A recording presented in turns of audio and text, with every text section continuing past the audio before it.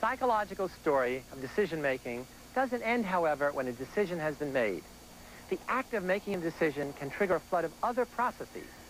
According to psychologist Leon Festinger, whenever we choose to do something that conflicts with our prior beliefs, feelings, or values, a state of cognitive dissonance is created in us, a tension between what we think and what we do.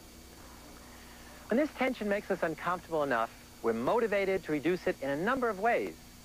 We may change the way we think about the decision, or try to change how others think about it so that they can support our decision. Or we may change some aspect of our behavior so that our decision seems more in character with us. In other words, we try to reduce the dissonance between how we think we should act and how we actually act by changing one or the other. In the mid-50s, Leon Festinger and his colleague Merrill Carl-Smith conducted a classic experiment in which students were engaged in very boring tasks. The students were then given a request by one of Festinger's staff. Okay, that's fine.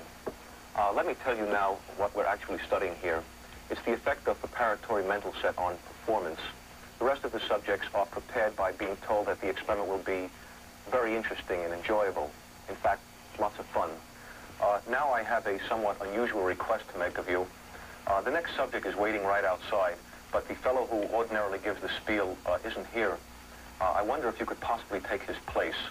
As a matter of fact, we figure we'll be needing someone in the future, so I'd like to offer you a $20 retainer and have you remain on call for us. Would that be all right? $20? That'd be fine. Half the students were randomly assigned to the group that received $20 for lying that the experiment was fun.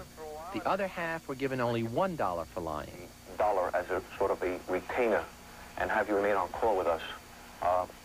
Would that be all right with you? Yes, that'll be all right. The cognitive dissonance came from the knowledge that the experiment was in fact boring, and $1 was insufficient reward for lying. Many of the $1 subjects actually convinced themselves that the experiment was fun after they made their decision, to reduce the dissonance between their prior beliefs and their behavior. They came to believe a big lie for a small incentive. To a girlfriend of mine who participated in an experiment last week, and she said it was very tedious. Oh, I don't think that was the same experiment because this one wasn't boring at all. I didn't think so. The $20 subjects, on the other hand, felt no dissonance because they felt comfortable in lying just for the money. He said it was pretty miserable and that I should do everything I could to get out of it. Well, I think maybe your friend was wrong. Perhaps it's a different experiment because this was a lot of fun. It appeared to me as if it were a puzzle. We had to turn these knobs, and I tried to figure out what we were doing it for, but I really couldn't figure it out. Perhaps you'll have better luck. Other theories might predict that the man who is paid most would have the highest motivation for enthusing over the dull task and would be most sold on it himself. Cognitive dissonance theory leads to an exactly opposite prediction. The man who is paid $20 knows that the task is dull, but he also knows that he had sufficient justification for saying that it wasn't. Did you enjoy working on the manual test? Well, it really wasn't too enjoyable. In fact, it was rather boring. How about the man who is paid $1? He knows the task is dull, but he has two discrepant thoughts. He also knows that he did not have sufficient justification for saying that it wasn't.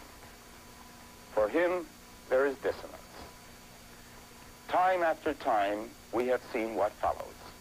He reduces the dissonance by changing his opinion about the dullness of the task.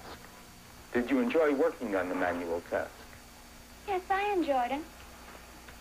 Would you like to participate in such an experiment again? Yes, I think I would like to. Anytime there is insufficient reward, there will be dissonance.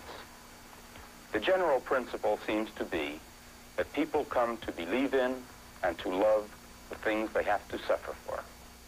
By discovering how people actually behave and not how some theory says they ought to behave, psychology can provide guidelines to help us catch ourselves before we go astray, or redirect us once we do, if we follow them.